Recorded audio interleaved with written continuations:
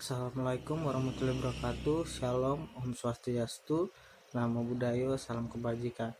Perkenalkan, nama saya Doli Alfredo Manalu, NPM 1712011-081. Di sini saya akan menjelaskan ganti kerugian dalam perlindungan konsumen. Ya, pertama-tama saya akan menjelaskan pengertian kerugian. Menurut Nguyen Huis, kerugian itu ialah berkurangnya harta kekayaan seseorang yang dilakukan atau disebabkan oleh perbuatan yang melanggar norma oleh pihak lain atau orang lain.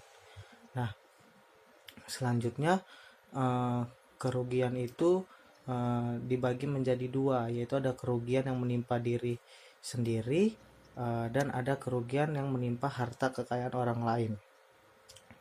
Untuk kerugian yang menimpa harta kekayaan diri sendiri ialah dapat berupa kerugian yang nyata atau juga dapat kehilangannya keuntungan dari pihak yang dirugikan.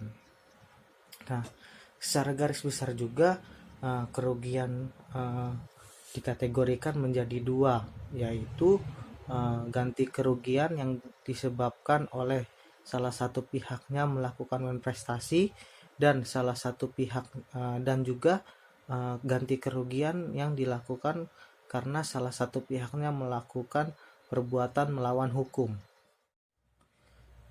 Untuk yang kedua, saya akan menjelaskan ganti kerugian terhadap konsumen.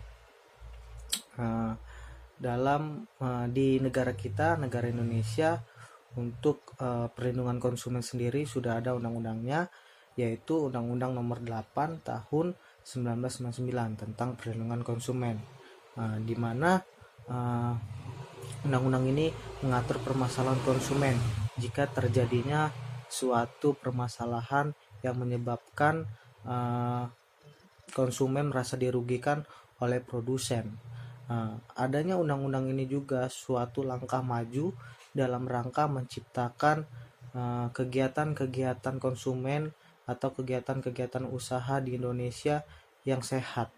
Nah, di mana dalam undang-undang ini dapat menciptakan juga kegiatan konsumen yang dapat dipertanggungjawabkan. Ya, menurut Janus Sidabalok, ada beberapa perbuatan atau perilaku pelaku usaha yang dimana dapat merugikan konsumen. Yang pertama yaitu menaikkan harga produk, di mana hal ini pelaku usaha memonopoli suatu produk agar konsumen tidak ada pilihan untuk memakai produk yang sudah diproduksi oleh produsen tersebut. Yang kedua, menurunkan mutu. Hal ini juga sama juga dengan halnya di mana pelaku usaha memonopoli suatu produk. Yang ketiga yaitu dumping. Dumping itu menurunkan harga jual produksi, di mana harga jual produksinya itu dijual dengan harga yang paling murah dan di bawah standar harga biasanya. Terus yang keempat ada memalsukan produk. Di sini produsen memproduksi suatu merek yang sudah terkenal, akan tetapi seolah-olah produsen ini membuat merek tersebut adalah miliknya sendiri atau merek punya produsen tersebut sendiri. Ya, selanjutnya saya akan menjelaskan unsur-unsur ganti rugi, di mana pemberian ganti rugi ini berkaca dalam 3 hal. Yang pertama, cedera pribadi, di mana cedera pribadi ini dapat berupa kematian atau gangguan mental terhadap si korban atau si konsumen yang dirugikan. Yang kedua yaitu kerusakan terhadap benda atau properti yang dimiliki oleh konsumen atau pihak yang dirugikan. Yang ketiga adalah melihat dari keadaan kehilangannya keuntungan ekonomi yang dialami oleh konsumen.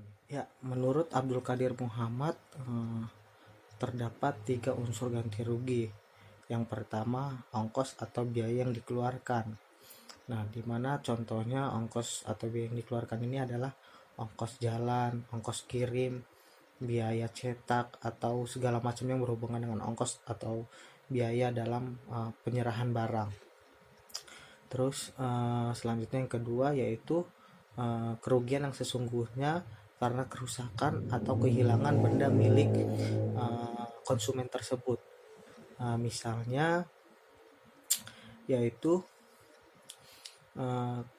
buah-buahan yang membusuk karena keterlambatan pengantaran atau penyerahan kepada konsumen. Itu salah satu contohnya. Yang ketiga, unsur ganti rugi yaitu bunga atau keuntungan yang diharapkan. Jadi misalnya bunga yang selama berjalan akibat piutang yang belum dilunasi. Itulah tiga unsur ganti rugi menurut Abdul Qadir Muhammad. Selanjutnya yang keempat, saya akan menjelaskan bentuk-bentuk pertanggungjawaban pelaku usaha terhadap konsumen. Yang pertama ada contractual liability atau sering disebut juga pertanggungjawaban kontraktual, yaitu adalah tanggung jawab perdata atas dasar perjanjian atau kontrak dari pelaku usaha barang atau jasa atas kerugian yang dialami oleh konsumen akibat mengkonsumsi barang atau jasa dari pelaku usaha tersebut. Jadi dari penjelasan tersebut artinya harus ada perjanjian atau kontrak yang sudah dibuat antara pelaku usaha dan konsumen agar dapat konsumen tersebut menuntut kerugian yang dialami akibat mengonsumsi barang atau jasa dari pelaku usaha tersebut. Ya, yang kedua yaitu produk liability. Produk liability ini adalah tanggung jawab secara langsung dari pelaku usaha atas ganti kerugian yang dialami oleh konsumen akibat mengonsumsi barang atau jasa dari pelaku usaha tersebut. Produk liability ini juga dapat disebutkan tanggung jawab berdasarkan perbuatan melawan hukum. Karena apa? Ya, karena konsumen di sini dapat langsung memperoleh ganti rugi secara langsung dari pelaku usaha tanpa harus atau tanpa memiliki perjanjian atau kontrak terhadap pelaku usaha dari sebelumnya. Selanjutnya saya akan menjelaskan ruang lingkup tanggung jawab pembayaran ganti rugi. Yang pertama itu ada tuntutan berdasarkan uang prestasi. Ganti rugi diperoleh berdasarkan uang prestasi karena salah satu pihak atau debitur tidak melakukan kewajiban atas prestasi yang sudah diperjanjikan.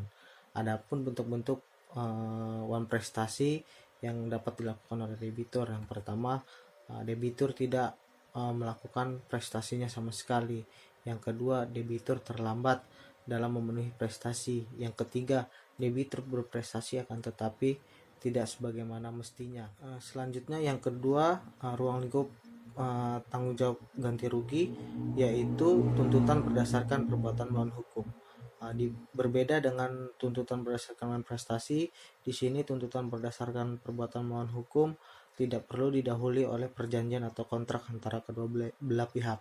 Akan tetapi apabila konsumen menuntut ganti rugi terhadap pelaku usaha harus memenuhi beberapa unsur, yaitu yang pertama adanya perbuatan melawan hukum, adanya kerugian, adanya sebab akibat, dan adanya kesalahan. Maka keempat unsur ini harus dipenuhi dulu agar dapat konsumen menuntut kerugian terhadap pelaku usaha. Ya, sekian penjelasan dari saya tentang kerugian dalam perlindungan konsumen. Semoga apa yang saya jelaskan dapat bermanfaat bagi kita semua. Ada kata-kata yang kurang berkenan, saya mohon maaf. Akhir kata saya ucapkan terima kasih. Selamat pagi.